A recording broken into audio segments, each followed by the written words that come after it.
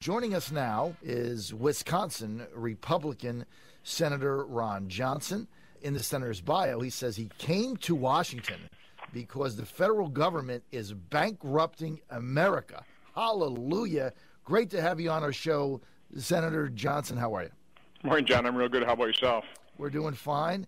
These fiscal cliff negotiations, where do you see this ending up? You know, nobody really knows, John, and that's part of the problem. This is an absurd process where you basically have two elected officials. You have the president and the speaker, and then their unelected staffs, really meeting behind closed doors. And what are these two individuals and their staffs going to really determine the financial future of this country? I mean, we're in this position because one side, the Democrats, have refused to put a plan on the table. In the Senate, they haven't passed a budget in over 3 years. Right. And that's really the way this would work. The House has passed, since I've been here, 2 budgets, including solutions, proposals to save Medicare. The Democrats haven't been willing to put their fingerprints on any plan because they don't want to be held accountable. But the way it would work is the Senate passes a budget, the House passes a budget. That gets reconciled so that you end up with a budget resolution that then directs the committees, the appropriations committees, the finance committee, to actually do the hard work of crafting legislation to fit underneath that blueprint. That way the American people could see exactly what we're talking about. The debate would be open. That's how this process ought to work. But instead, we're once again, like we were in the last lame duck, like we were with the debt ceiling debate, the super committee, and now here with this lame duck, we're basically reduced to secret negotiations between within a very small group of people. It's an absurd process. It shouldn't be going on this way. Well, without a doubt. I mean, it's especially when you lay it out, Senator, in those stark terms, it really makes you shake your head that whatever deal comes out, you're not sure how they got there or what it would be. And then, of course, as everybody that follows this stuff is expecting to happen, it'll come out at the final hour and nobody will have time to digest it. So it'll be one of those deals. The other question we've got is the proposal that the president gave to Congress.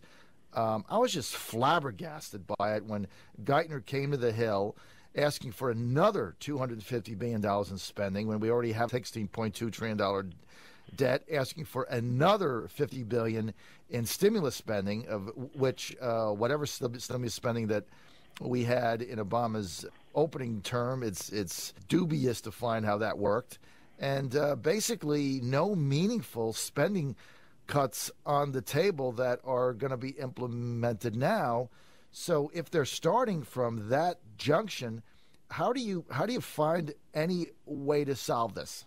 Well, in business negotiations, that's called moving the goalposts. That's not negotiating in good faith.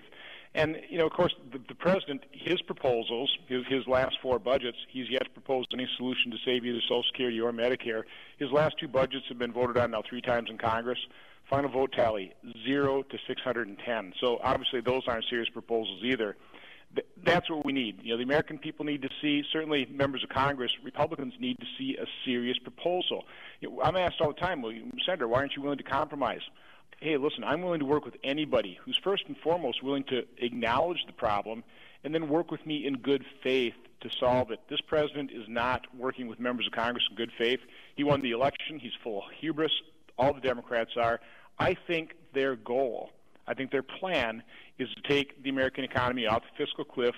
They believe they've got the political backing to do it. Blame the Republicans for really a very poor economy and one that's unfortunately probably not looking real good to perform well over the next couple of years because of his regulatory burden, because he's going to punish success. He's going to stymie growth by increasing tax rates on those small to medium-sized businesses that really are the engine of economic growth and innovation in this country. So he understands his policy is going to be bad for economic growth, so he's just looking for somebody to blame for what's going to happen over the next couple of years. That's the strategy.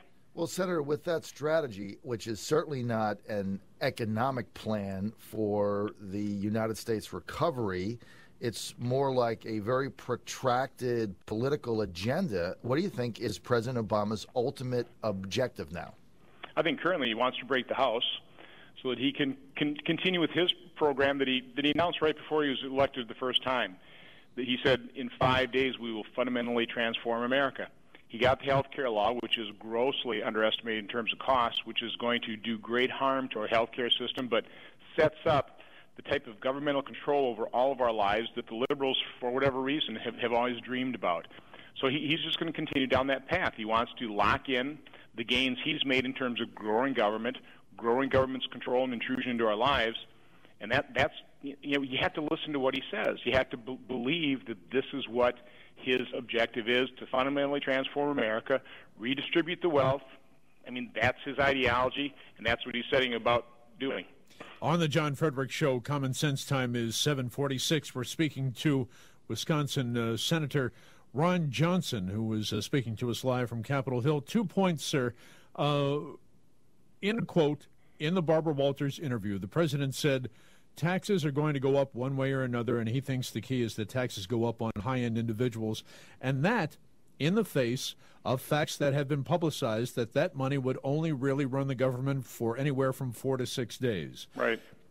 Is reality just not available at the other end of Pennsylvania Avenue when you've got figures coming out, not just from one organization that may be politically motivated, but across the board? People are saying this idea of raising taxes on high-end individuals is not a major solution.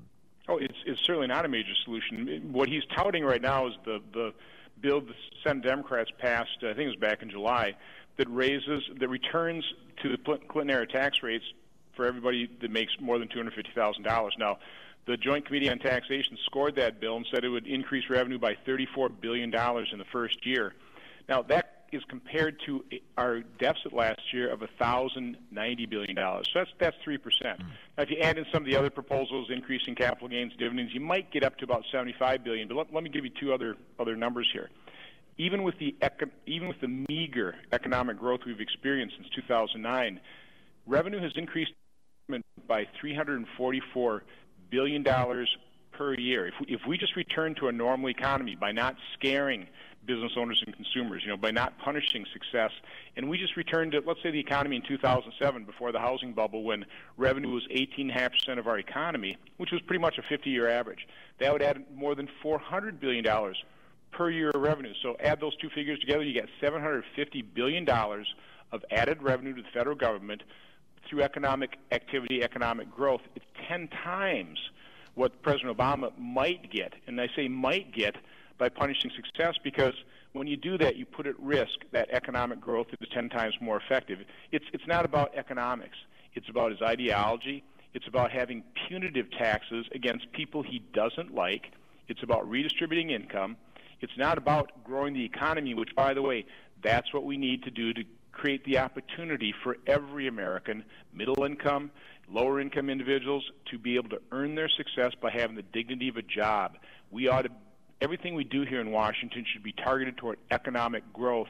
Unfortunately, this president doesn't understand it. He just understands the power of political demagoguery. It's what got him elected. That's a shame. And truth be told, we know this from previous history when taxes have gone up, especially on high-end individuals. They either take their money elsewhere, they defer their earnings, or they do something to hold on to that money where it isn't put back into the economy. It doesn't drive business. So let's move on to another area that the president left the door open for possible compromise, raising the Medicare eligibility age from 65 to 67. Now, granted, that's done over a period of time, but is it clear that that actually saves a lot of money? It's one of the components of what we need to do to recognize the reality that, when these programs were started, particularly Social Security, the retirement age was set at 65, but life expectancy was 62. Now there's an entitlement program that works long term, but now life expectancy is pushing 80, and the problem is we haven't properly funded either Social Security and particularly Medicare. So we have to start making these demographic adjustments. You're going to have to throw in means testing in there. We're going to have to take a look at what we should be doing is bringing the free enterprise competitive system back into medicine, which actually does control costs and improve quality. I mean, that's what a free enterprise system does. That's not what government does, but unfortunately, with Obamacare, this president has taken us in the exact wrong direction about government control, government price controls. This is going to be a disaster. Quite a number of third rails here, third, fourth, fifth, and sixth rails, and onward we go. Senator, thanks for talking to us.